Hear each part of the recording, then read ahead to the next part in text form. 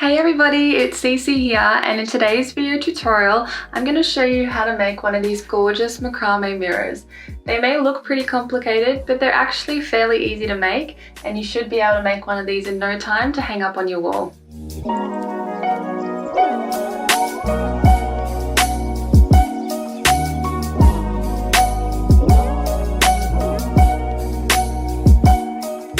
Now I just love the gorgeous boho vibe that this mirror gives any room in the house. So for this project you're going to need a single strand twisted cotton cord in a 3 to 5 millimeter. Now the single strand twisted cord is important to get because it really helps with the fringe look at the end. A single strand twisted cord is really easy to brush out and make it look nice and fluffy around the outside in comparison to a lot of other types of string that you can get on the market. Besides the string, you're also going to need some scissors, a tape measure. You also need a hot glue gun. You'll of course need a mirror. So the mirror that I have inside of this is about 42 centimeters. And then you'll also need 2 metal rings. So you want the first ring to be slightly smaller than the mirror that you've got, and you want the second ring to be slightly bigger than the mirror that you've got. So the 2 rings that I have here are a 35 centimeter ring and a 45 centimeter ring. I'll leave a full list of everything you need in the description below, but essentially you can kind of create this mirror to suit any size that you like. So depending on the size mirror that you have, you can also get the right rings to match that and then adjust the pattern to suit the size that you're making. A few other things that you'll need is some cardboard for the backing, so I'll go into further detail about that later in the tutorial. And you'll also need some wire and wire cutters or pliers, and that's just to create a little hook at the back that we can use to hang up the piece when it's done. So now that we've gone through all the materials that you're going to need, let's go step by step through the project and see exactly how it is that we make this mirror. So before I start the macrame part of the mirror, I'm just going to draw out a really large circle for the backing. And so I've traced my largest ring on a piece of cardboard and then cut it out so I've got this backing piece of cardboard for my project. Now I'll also need another piece of cardboard that looks like this. So to make this one, I've just traced both the larger ring and the smaller ring on a thick piece of cardboard and then cut out this circular strip. You'll see how I use this later in the project. Alright, so now I've got my smaller of the 2 metal rings, and I'm just going to start by attaching some cords to this ring. So starting with one of the 1 meter lengths of cord, I'm going to fold it in half and then use that loop at the center to create a lark's head knot around the metal ring. So essentially I just need to do this with every string until I've covered the ring. So I'm finding the center point of each of my cords and then using that center point to create a lark's head knot around the ring. Now, if you don't know how to create a lark's head knot, make sure you check out my tutorial. I'll leave the link to that video in the description below. Now, how many strings you'll need will depend on how big your ring is, but essentially you want to make sure you're attaching an even number of cords, and that will make sure that you've got enough strings later on when we're creating our square knots. So now we're just going to grab our larger ring and we're going to create some knots around this large ring to attach it to the work as well. Before we do that though, we just need to make sure that the ring is centered around our work. So to do that, what I like to do is just grab a tape measure and measure the distance between the first and the second ring. So I think the distance for mine was about 4 or 5 centimeters. So I just want to make sure that that distance is the same around the full circumference of the ring. Once I've got that in place, I am then going to start creating some half hitch knots using the strings. So you can see I've grabbed my first cord here, it doesn't matter which one, and I'm using that cord to create a double half hitch knot around the second metal ring. Once you have that first knot in place, you can then move on to the next string, and then again we're going to create a double half hitch knot using the next cord over. Now you want to make sure that your strings are pulled fairly tight so the larger ring on the outside sits in place nicely. But essentially, we're just going to grab each cord one at a time, and we're going to create a double half hitch knot using each cord around the ring. Now, if you don't know how to create a double half hitch knot, I also have a tutorial available for that knot. So make sure you check that one out. I will leave a link to that tutorial in the description below as well. So you can see I'm just continuing to go around the ring, creating double half hitch knots and maintaining that even distance so the ring is nicely in place.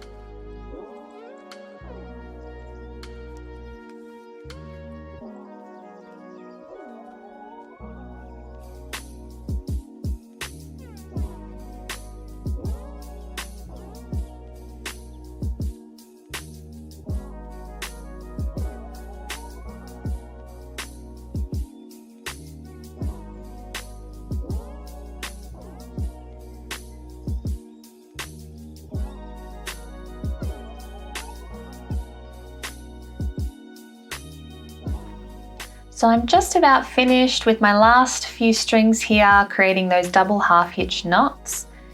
And you may need to just shuffle some of your knots around as you're working, like what I'm doing here, just to create some extra room. They should be able to slide fairly easy around the ring. And then I'm just going to finish this last two double half hitch knots here.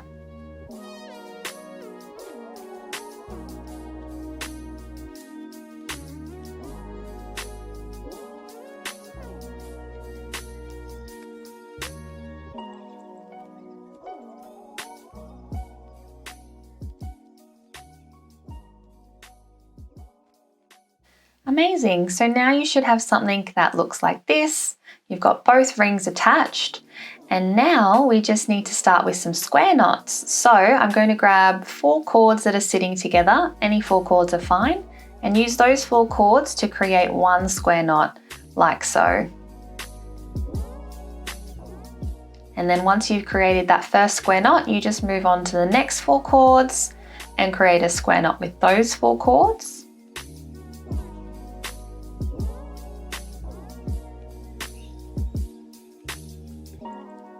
And then again moving on to the next 4 cords and creating a square knot with these 4 cords.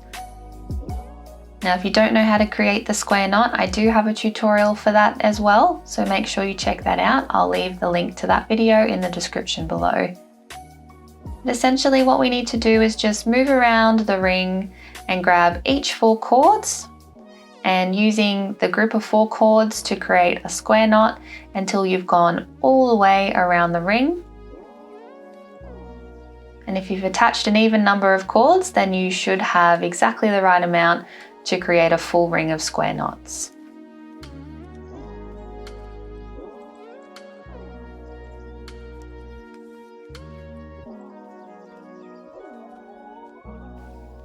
Alright, so now I've finished my row of square knots around the outside of the ring. I'm just going to create another row of square knots underneath. And to do that, I'm going to grab 2 cords from one square knot and 2 cords from the square knot next to it, and use these 4 cords to create another square knot.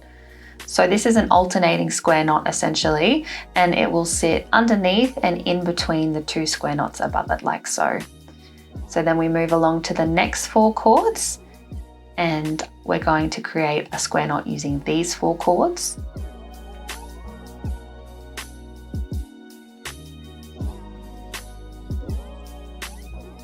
And then again moving on to the next 4 cords in the group and going to create a square knot with these 4 cords.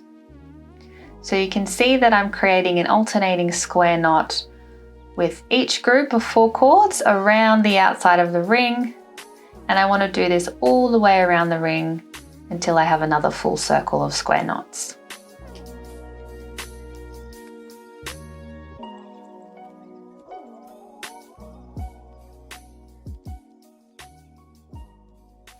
So now I have finished both those rows of square knots, and you should have something that looks a little like this. So the next step is to trim all of these cords. I'm just going to brush them out so they're sitting nice and flat. And then what I like to do is grab a tape measure and measure around the ring just to make sure that I'm cutting them all the same length. So I'm going to cut mine to 4 centimeters, and I'm just going to cut them in groups of 4 because I find that easier to do. So just each square knot, I'm going to grab the strings from that square knot, measure 4 centimeters, and then cut the strings so they're nice and neat and short. So you just need to do this around the full ring, making all the strings the same length.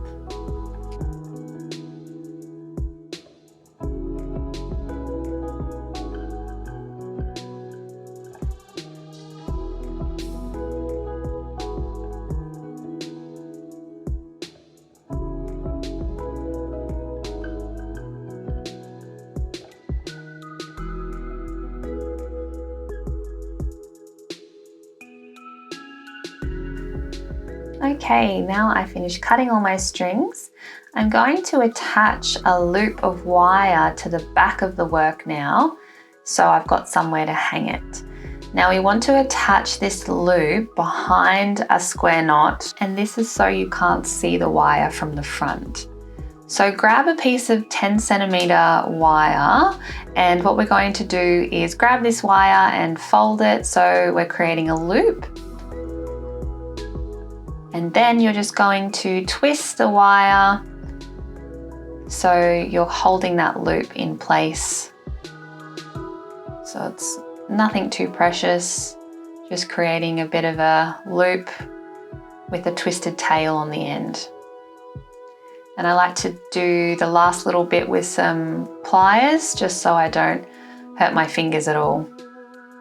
So once you've got that metal loop ready to go, we're just going to find the place at the front of the mirror where we're going to put the wire through. So I just like to make a little part in between my double half hitch knots and then grab my bit of wire. I'm just going to feed the tail end through in between the double half hitch knots and the square knot like so. And so once we've put that through, I'm just going to then bend the loop around the metal ring and push it through so it's now at the back of the work. So you can see my loop is now sitting at the back. So if I flip this piece over, we're on the back side of the hanging now, you can see that there's a loop and you've got that little tail bit of wire also still sticking out. So I'm just going to grab my pliers and I'm going to continue to bend that end of the wire down just so it's neat. So I'm just grabbing the tail and bending it as best I can. You want this to be fairly tight around the metal ring so it's nice and secure. You just keep playing with the wire, bending it in shape until you've got a nice sturdy hook which you can use to hook the mirror up on the wall with. And that's all finished now, ready to hang up. You can see that the double half hitch knots do a great job of hiding the wire at the front as well. So now we are at the part where we can put our macrame section onto our mirror, and if we lay it down now on top of the mirror, you might be able to see here that because the mirror is slightly bigger than the first ring, it kind of comes through that first section of macrame knotting there. So what I'm going to do is use the backing as well as that second strip of cardboard to hide the mirror. So this is essentially an optional step which I think makes the mirror look more finished when it's done. So to do that, we're going to take our mirror and grab our hot glue gun, and I'm just going to cover the back of the mirror more around the outside of the mirror with some hot glue. Now you need to work fairly quickly with this because obviously the hot glue won't stay hot for a very long time. So I'm just quickly putting on a lot of hot glue on my mirror at the back.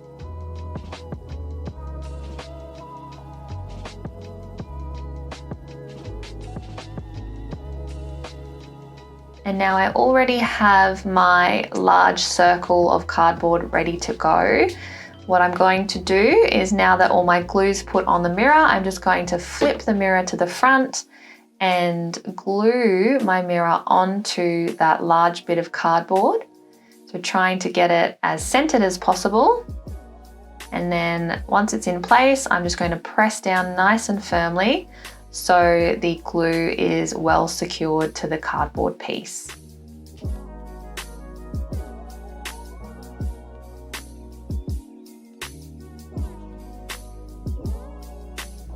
So now that that's all stuck on, you can see that I have my mirror attached to its backing. And so I can now move on to grabbing my next bit of cardboard, which is that thinner strip. And I'm going to do the same thing essentially. I'm just going to take my hot glue gun and again put some hot glue around the inside diameter of this circle. So making sure that I'm applying a generous amount of hot glue and moving quite quickly as I work.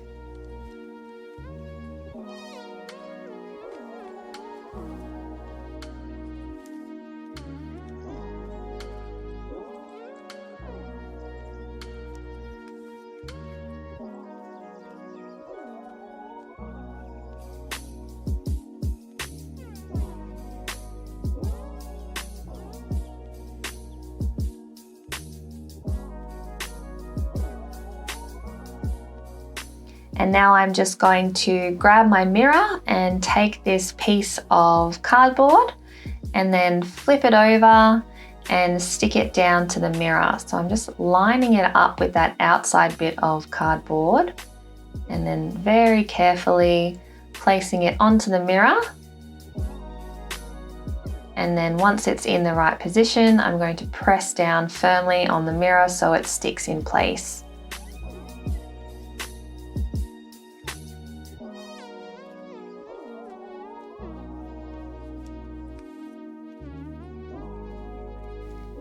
So now that this is done, when I put my macrame piece back on, you can see that the mirror isn't coming through that first section of macrame and it just looks a lot neater, more finished in my opinion.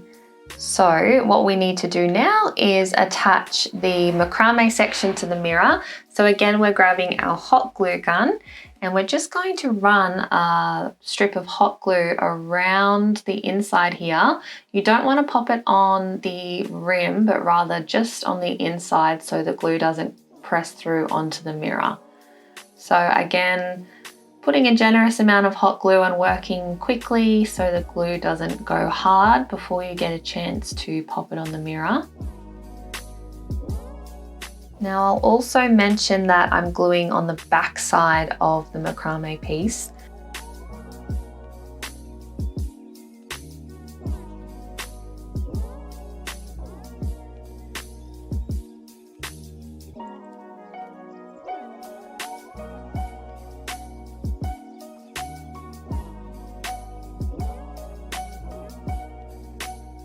So now I'm just grabbing the mirror and I'm flipping my macrame back over to the front and then just lining it up with that piece of cardboard.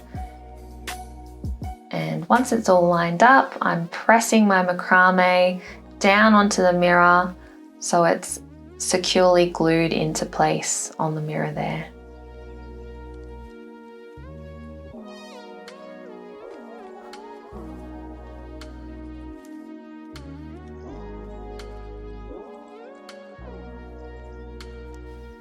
Once it's glued all in place, we just need to go around and brush out the ends of the string with a comb. So I'm just using my comb and going through all of the strings one at a time to make them nice and fluffy. And once you've gone around the whole outside, the other optional thing that you can do is spray it with some fabric stiffener or even some hairspray so the fringe holds in place. And once you're finished, you should end up with something that looks just like this. So there you go guys, that's how you create one of these gorgeous Macrame Boho mirrors. I really hope that you've enjoyed today's tutorial and that you'll try to make this mirror for yourself at home. Thank you so much for watching, and here's to finding our peace and creativity.